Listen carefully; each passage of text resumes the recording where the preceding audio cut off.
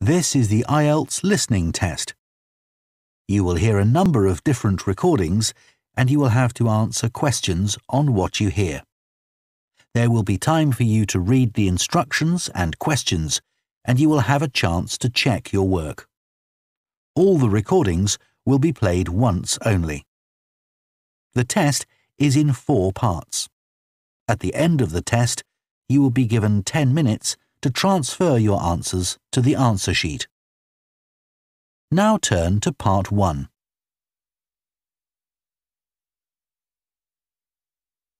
Part 1. You will hear a conversation between a customer and a booking officer at a theatre. First, you have some time to look at questions 1 to 4 on page 2.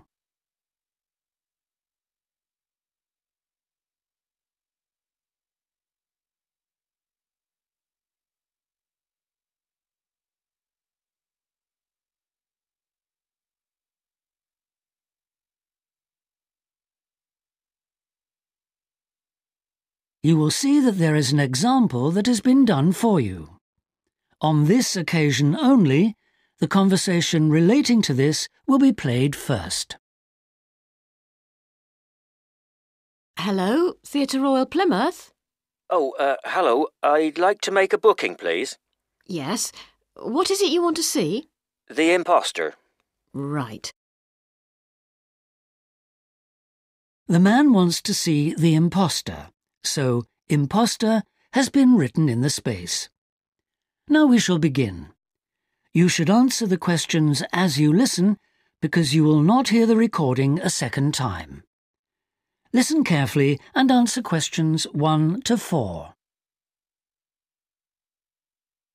Hello, Theatre Royal Plymouth? Hello. I'd like to make a booking, please. Yes. What is it you want to see? The Imposter. Right. And which day did you want to come? Friday the 25th. Just a moment and I'll check availability on the computer. Oh, sorry, we're fully booked for that performance. Oh dear. What about the following day then? The 26th? Yes, that's okay. We've got 2 performances on that day, one at 3:30 and one at 7. Which would you prefer? Oh, the later one, please. Mm-hmm. How many people? Well, there are 4 of us. Are there any concessions? Any children? Oh, I'm not sure. My daughters are 15 and 12. Do they get concessions? Only the 12-year-old, I'm afraid. So that's 1 child and 3 adults. Any idea where you'd like to sit? Stalls or circle? Tickets for the stalls are a bit more expensive. £12 for adults and £8.50 for children. The circle costs £10.50 and £6.50. Do you get a good view from the circle? Oh, yes. And in fact, we've got some seats left at the front, if you'd like those. Right. We'll go for those then. Right, that's seats A21 to 24 then. They're very good seats. That sounds fine. So let's see, that comes to £38 altogether for the tickets. How do you want to collect them? Shall I put them in the post? They'd be sent today by first-class mail and there'd be an additional charge of £1 to cover postage and administration. Or do you want to get them from the box office yourself? Oh, yes. Could you send them, please? No problem. That'll be £39 altogether. Before you hear the rest of the conversation, you have some time to look at questions 5 to 10 on page 2.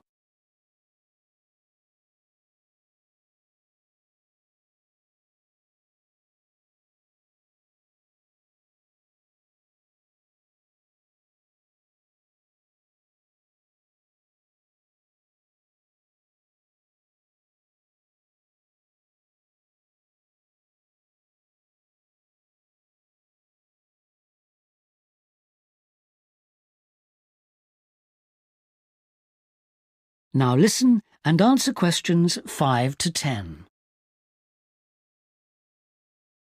Could I just take your card details? What kind of card is it? Visa? Switch? MasterCard. OK. And the number? It's 3290 5876 4401 2899. 2899. OK. And the name on the card, please. It's Mr. J. Whitton. WHITTON. N for never or M for mother? N for never. Thank you. And now I've nearly finished, but I just need your address and postcode. Yes, it's 42 South Street, OK. Is that Plymouth? London. And the postcode? It's SW2 5GE. That's fine then. The ticket should be with you tomorrow. Is there anything else I can do for you? Yes, I was wondering if I could get regular information about what's on. Certainly. I can just add your name to our mailing list. Would that be OK? That would be very good. Yes, please. Oh, and there is something else, sorry. One of our group is hard of hearing, and I've heard that you can supply special headphones. That's right. As long as you tell us in advance, we can always do that. I'll book those for you now, and you can just collect them from the box office before the show. Thanks very much for your help. No problem. Thank you for calling. Thank you. Bye.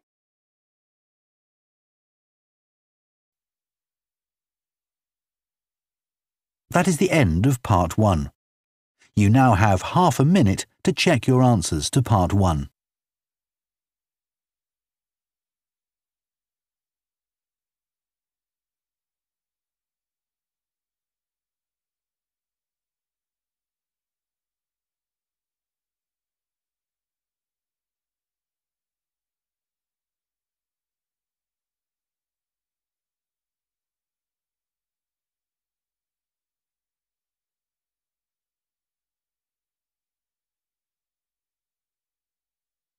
Part 2. You will hear the organiser of a rock festival talking to the exhibitors and performers at a planning meeting. First, you have some time to look at questions 11 to 17 on page 3.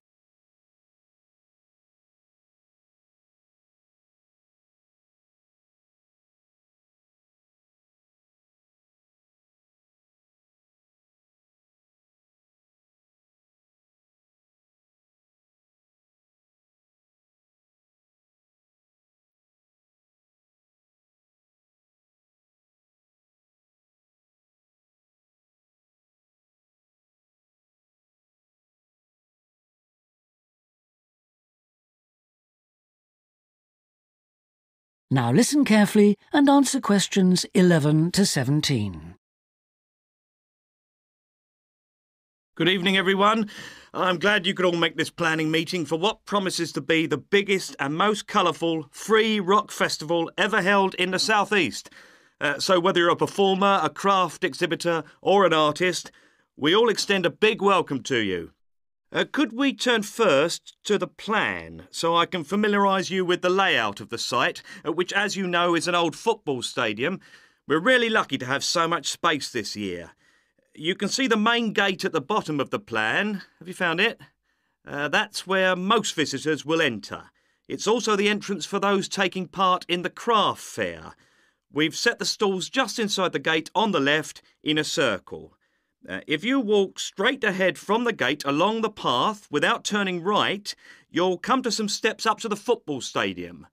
On the left of the steps is the fringe stage. This is for alternative artists.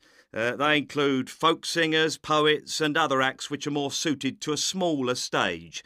And they should also enter by the main gate.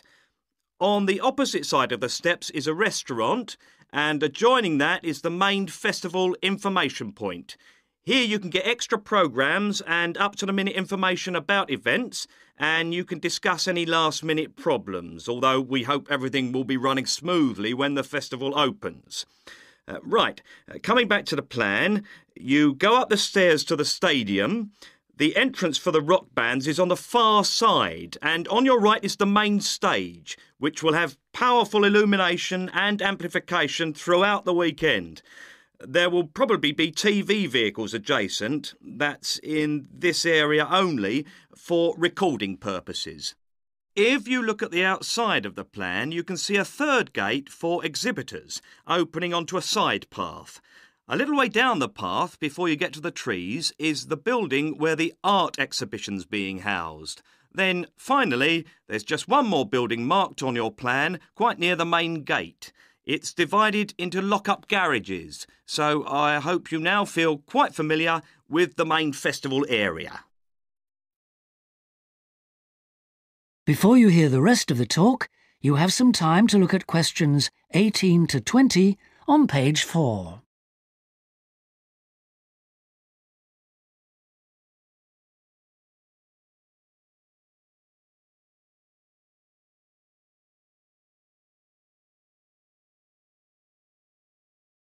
Now listen and answer questions 18 to 20. We also hope that you'll have received your welcome pack.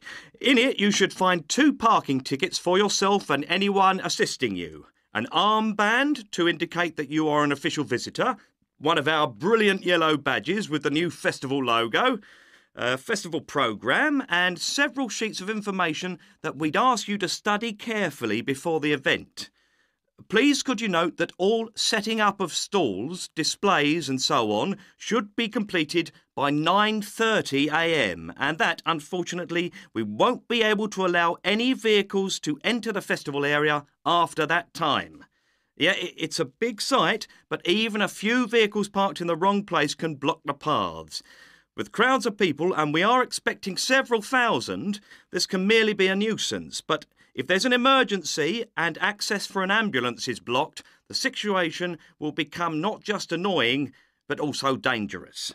And don't forget, it could be your mother or your child who needs help. Several exhibitors and craftspeople have asked us if any provision can be made for overnight storage of tables, chairs and display items rather than having to take them home and bring them again. We're pleased to say that a limited amount of space has been made available in the building near the main gate. You'll be issued with a yellow ticket to reclaim your property, similar to the red parking tickets, so do check you bring the right one.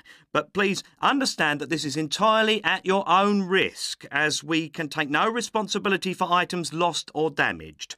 I think that's all I have to say at this point, but thank you all for your attention. That is the end of Part 2. You now have half a minute to check your answers to Part 2.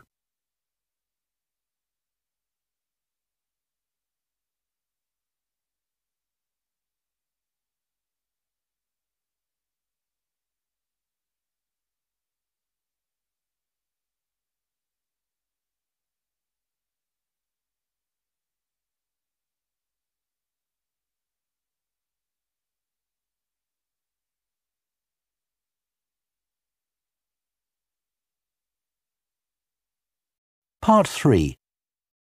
You will hear a discussion between a business student called Marco and his personal tutor about the courses that Marco should take. First, you have some time to look at questions 21 to 23 on page 5.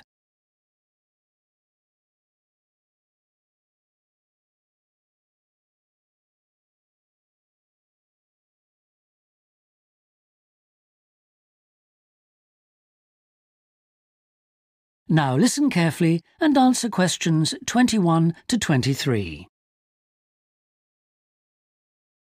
Hi, Marco. Come in. Thanks. I've got a bit stuck trying to select courses for next semester. Could you help me, please? Of course. Sit down. Oh. First of all, most people just go for the areas of business that they're interested in. But even if something doesn't look very stimulating, it's important that you can use it once you get a job. It's not much good choosing areas that aren't going to be helpful later on. Right. I want to go into management, so I'll need to think about that. And should I start specialising in a particular area yet? I don't think that's wise at this stage. It's better to aim for a wide variety of subjects, especially as management covers so many possibilities.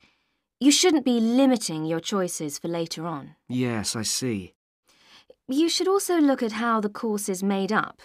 Will you have regular seminars and tutorials, for example, as well as lectures? OK. Some of the lecturers are quite big names in their fields, aren't they? Should I aim to go to their courses?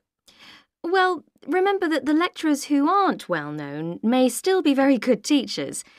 I'd say we have a consistently high standard of teaching in this department, so you don't need to worry about it. Before you hear the rest of the discussion, you have some time to look at questions 24 to 30 on pages 5 and 6.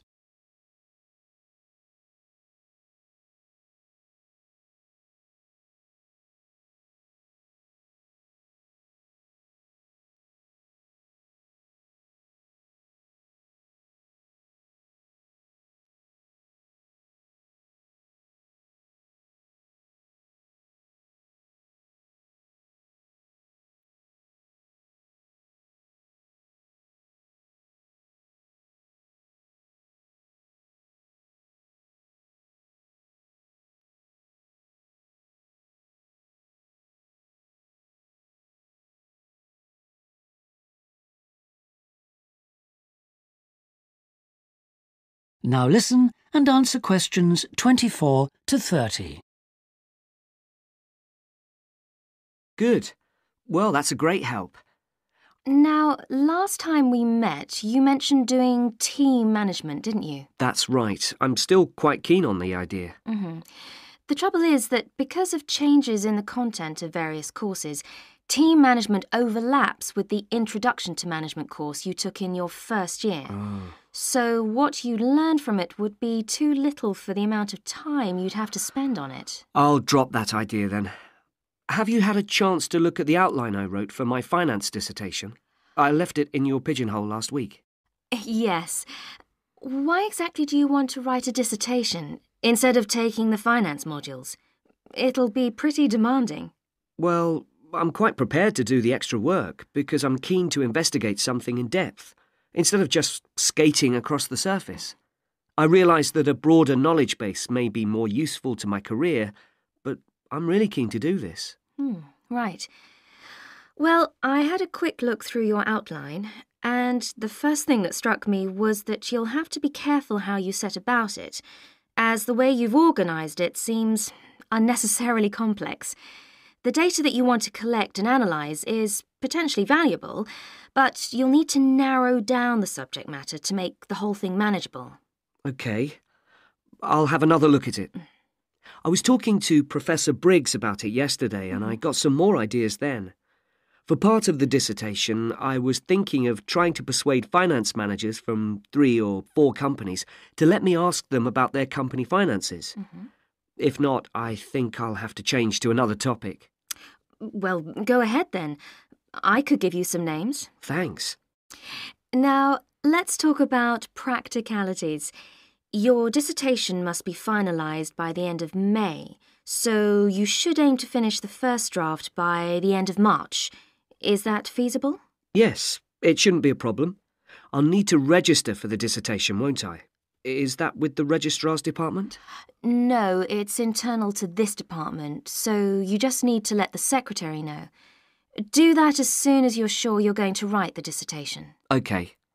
Then, to analyse your statistics, you're going to need some suitable software. If I were you, I'd drop into the computer office and ask them for a copy. Right. So, if I revise my outline, can I... That is the end of Part 3. You now have half a minute to check your answers to Part 3.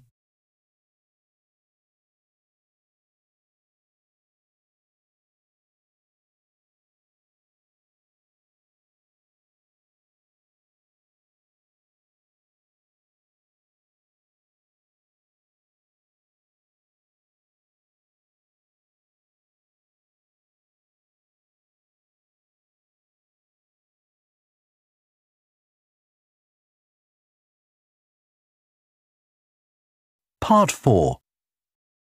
You will hear a talk about a research project on the tiger shark.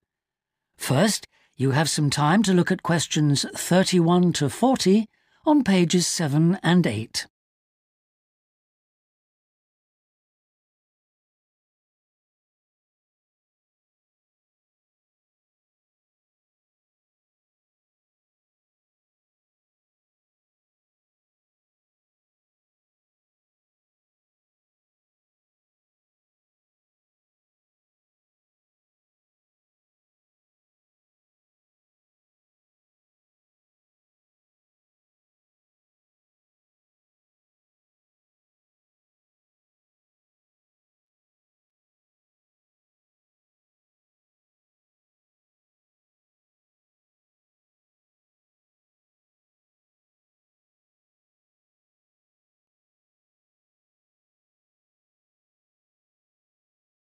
Now listen carefully and answer questions 31 to 40.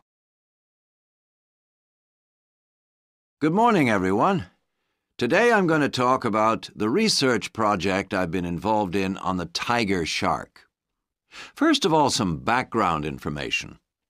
The tiger shark, also known as the leopard shark, is often thought to have got its name from its aggressive nature.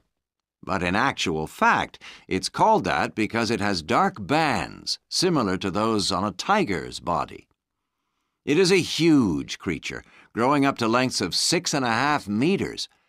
It can be found just about everywhere throughout the world's temperate and tropical seas, but it is most often found along the coast rather than the open sea.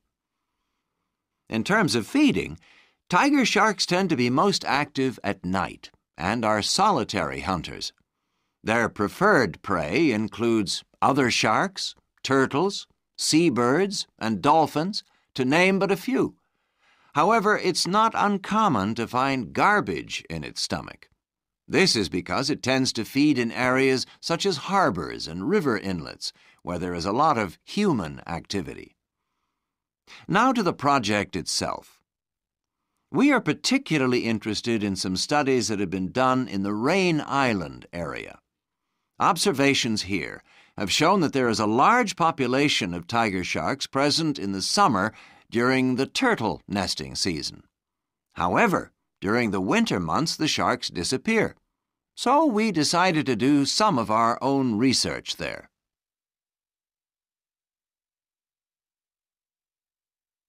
The first step was to tag a number of sharks so that we could follow their movements. To do this, we first needed to catch the sharks. Early in the morning, we baited lines with large bits of fish and set them in place.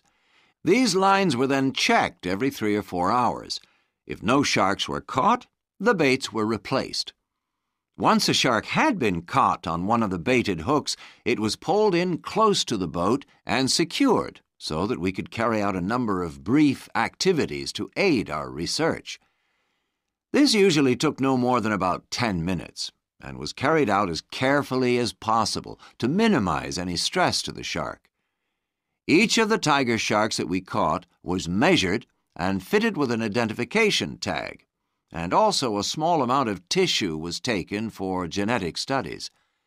For some larger sharks over 3 meters long, we also inserted into the belly a special acoustic tag capable of sending satellite signals, while on other large sharks we attached a camera to the dorsal fin to enable us to study the behavior and habitat use of the sharks. After this, the shark was released, and we were able to follow its movements. So what was the purpose of all this tagging? Well, while we were already familiar with some aspects of the tiger shark's behavior and food sources, what we hoped to do in this project was to see exactly what factors affected the migration patterns of tiger sharks and whether it was, in fact, food, weather, and reproductive needs. These are some of our findings. On February 21st, a large female shark, whom we named Natalie, was attracted to our research boat at the northern tip of Rain Island and fitted with one of the satellite tags I've just mentioned. No transmissions were received from Natalie between April 2nd and April 29th, indicating that she didn't surface to feed during this period. The area in which she was last reported is very shallow, suggesting that she may have changed her feeding preferences during this period to focus on prey found on the sea floor. We also made a number of other discoveries, thanks to the various transmitters we used. It seems that tiger sharks move back and forth between the ocean floor and the surface quite often. This may help the sharks conserve energy while they swim, but it probably also helps them hunt, since this movement back and forth maximizes its chances of not being detected by its prey until the last minute. So far, our findings have not been conclusive. However, we have gained some very interesting insights into the behavior of tiger sharks and are now hoping to develop our research further. That is the end of Part 4.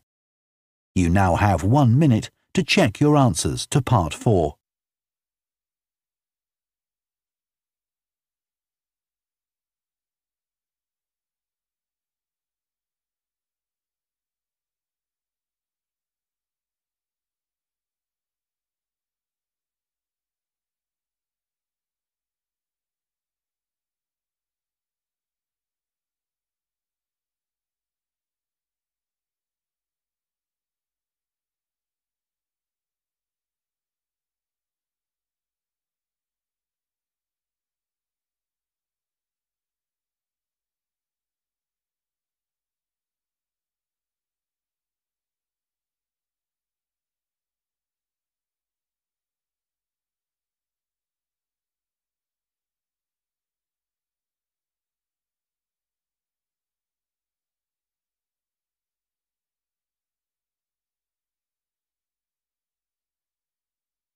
That is the end of the listening test.